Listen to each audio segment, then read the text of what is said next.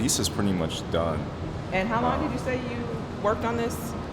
I worked on this for about probably 4 hours at this point. Only 4 hours to create this much detail?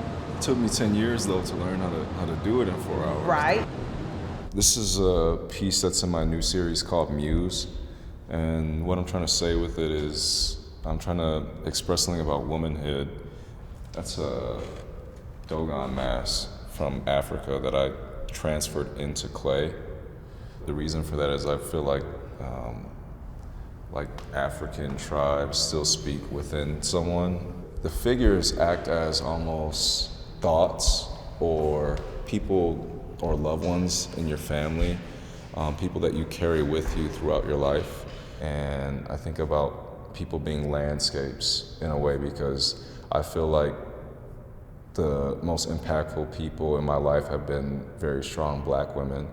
And the fact that I can get inspired from that and think about them as almost like a landform for me to have like made a life on.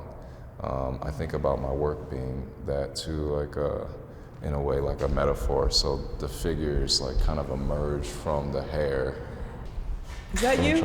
Yeah, that is me. That's you on top. Okay. Yeah. Wow.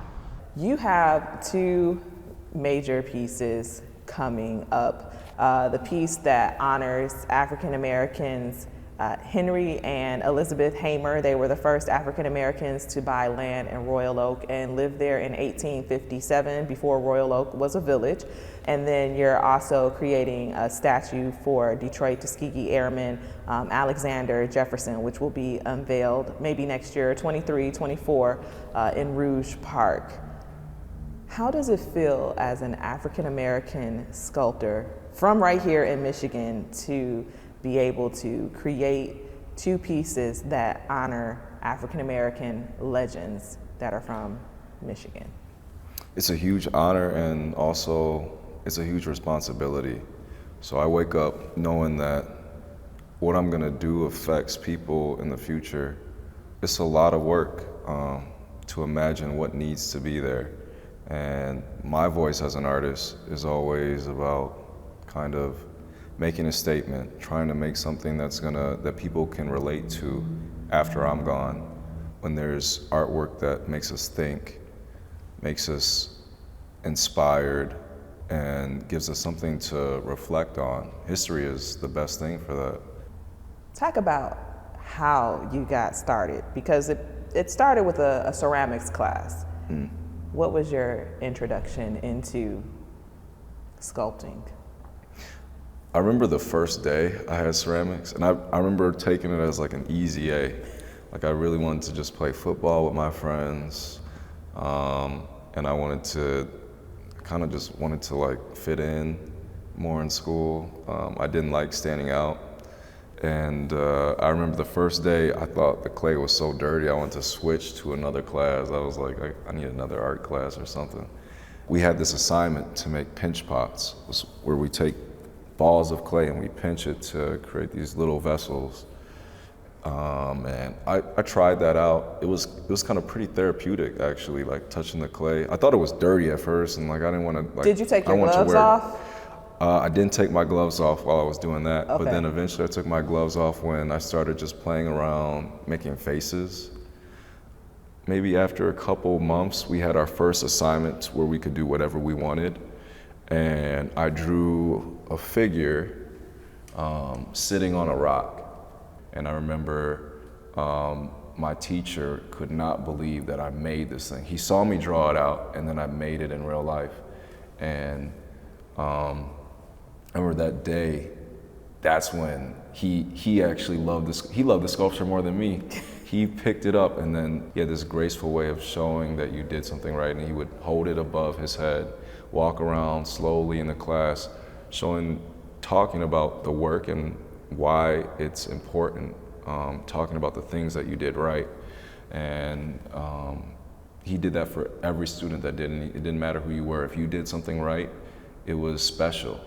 I think it really put me on the journey because when a kid receives that praise for something that he did, and no one else is giving it to them, that means the world to someone, to a child, I think.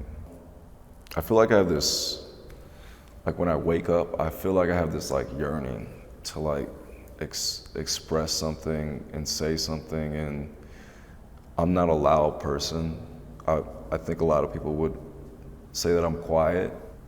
The truth is I don't think I'm quiet. I think I just need another way of saying something.